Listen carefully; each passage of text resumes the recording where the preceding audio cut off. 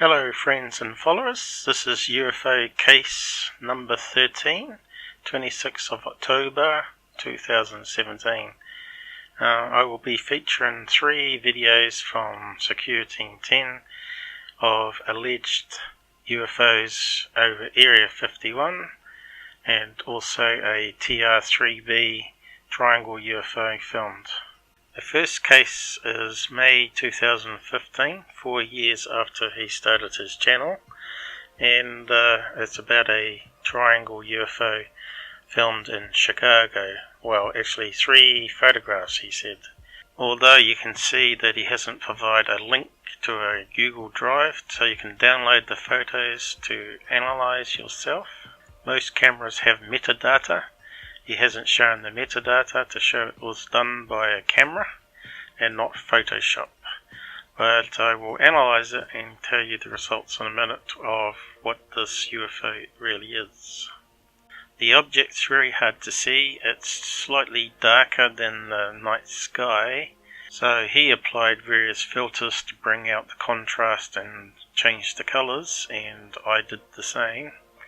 However, I looked at it in greater detail and more zoom. Here are some of his enhancements, and already you can see it's a wee bit suspect because the black triangle is less pixelated than the surrounding sky, so it's not matching up with the same pixel compression as the rest of the image. It's obviously added in After Effects. There's clearly too much detail already, and we haven't already done analysis on it yet for a low level light snapshot. I first took the image into a graphic editor with some special filter controls where I could change the colours. So all the blacks, even though they look the same black, aren't the same black, and you can bring out the details of different blacks by sliding a thing across, which you can see here. He's got some smudging over the triangle, and you can also see that the corners of the triangle are clearly drawn lines from a Photoshop editor with a sketch pad. And you can see the night sky has these big blocky chunks, but there's no of those blocky chunks within the image itself or on the edge of the image. It's very sharp and crisp. Remember that the lines are a wee bit wiggly because we're dealing with a conversion of a compressed video ourselves to do analysis on, but it's enough detail here to see that it was actually a photoshopped image. Next, I rotated the image and changed it to a red color and tried to get it as parallel to the top as possible, and then I drew in, using a graphic editor, a white equilateral triangle over top to see that you can see the craft wouldn't work because the angles are all wrong. It's not a perfectly shaped triangle craft. It would probably be off balance. So that's another thing wrong with the image here. And you can see the white dots where the engines are, or the cabin bays, whatever it's meant to represent. Clearly is way off center there.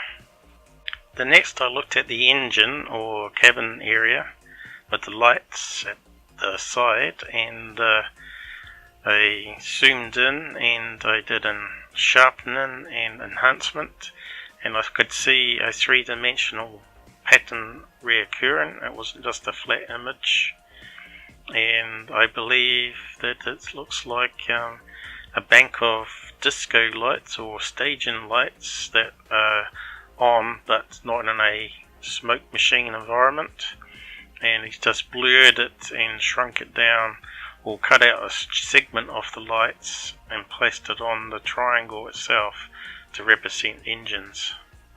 On to the second case. A girl snaps an image of a UFO near Area 51, 2015. As you can read, he claims to have submitted this one to MUFON on her behalf, but I had a good look and I couldn't find any case with his name or Secureteam 10 or a MUFON case number. As usual, he hasn't provided a case number in the description or a link to the source video for others to investigate it if they wanted to, which you can do because Google gives you free space to share on the cloud, and you can easily upload the videos you get anonymously so other people can download and check for fraudulent CGI or Photoshop videos or images. He never provides any proper analysis on that, for good reason, because he actually has created these images himself to generate views, which equals cash flow. You would also think he would phone up the woman and get a phone interview of what she saw and add it to the video, or do an update video which gives you more views.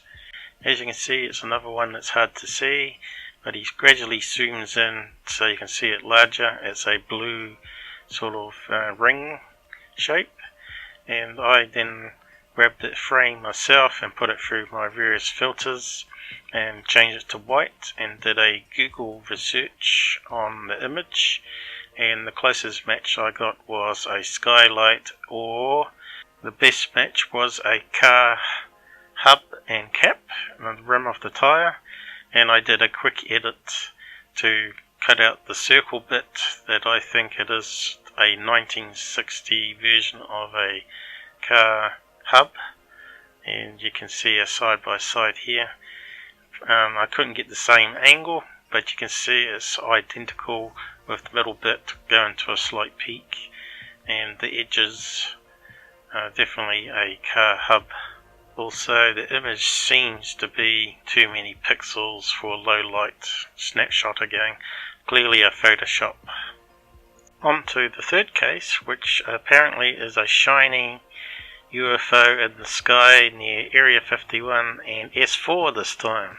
Again, we haven't got a link to the source video to have a second or third party analysis done, so I have to do it from the YouTube video.